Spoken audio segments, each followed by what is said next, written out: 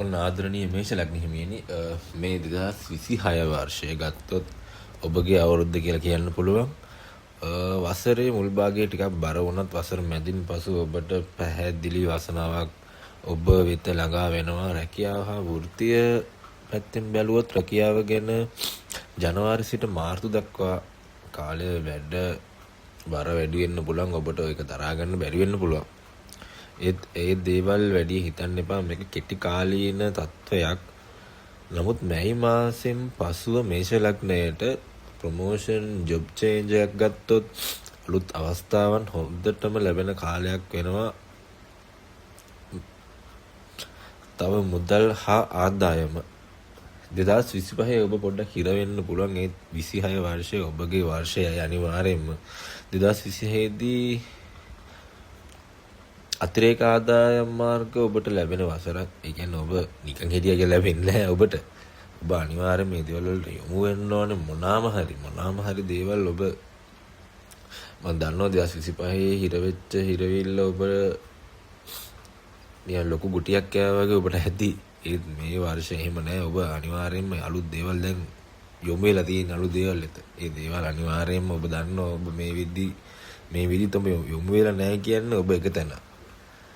යොමු වෙච්ච අය දන්නවා මම හරිම ට්‍රැක් එකේ ඉන්නේ කියලා. අනිවාර්යයෙන්ම ඔබට අලුත් ආදායම් ලැබෙන වසරක් වෙනවා. 2025 තිබ්බ හිරවීම මේ අවුරුද්දේ මාස කිහිපයක් ජනවාරි සිට අප්‍රේල් දක්වා කාලය තුල තියෙන්න පුළුවන්. ඒත් ඔබ මැයි මාසෙන් පසු ඔබට ඒ තත්ත්වය අනිවාර්යයෙන්ම වෙනස් වෙනවා. ඒකින්ද සල්ලි එකතු කරන්න ඔබ සූදානම් වෙලා ඉන්න ඔබගේ මැයි මාසයෙන් පසු එළඹෙන කාලයට.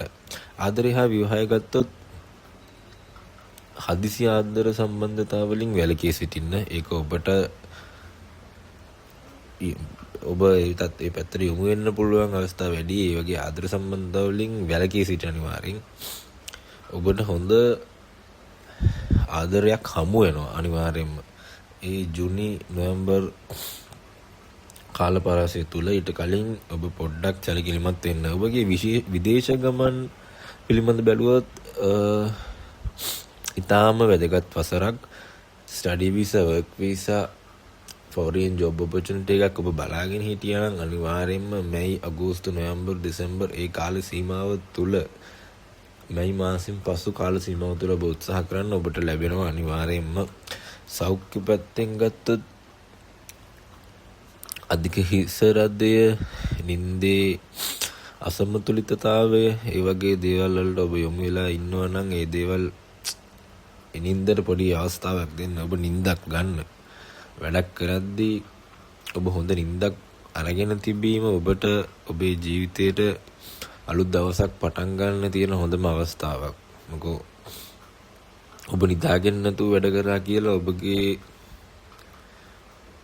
ලොකු තත්වයක් උදා වෙන්නේ නැහැ. ඔබ හොඳ නිින්දක් අරන් ගියොත් තමයි ඔබට ඒ අවස්ථාව ඔබට ශක්තිවන්තව ලබා ගන්න පුළුවන් වෙන්නේ. තව ගත්තොත් ඔබට හොඳ වාසනාවන්ත දවස් ලෙස අඟහරුවාදා ඉරිදා දවස් ගන්න පුළුවන්. ලකි කලර්ස් ඔබට වාසනාවන්ත පාට ලෙස රතු තැඹිලි. ඔබ සොයිපතක් වගේ දේවල් වාසනාව උරගා බලන කෙනෙක් නම් ලකි නම්බර්ස් ලෙස ඔබට මේ අවුරුද්ද 19 පරාසය තුල 19 නම්බර්ස් ඔබ වැඩියෙන් මිලදී ගන්න ඔබට අනිවාර්යයෙන්ම ජයග්‍රහණයක් ඒ තුල තියෙන්න පුළුවන්.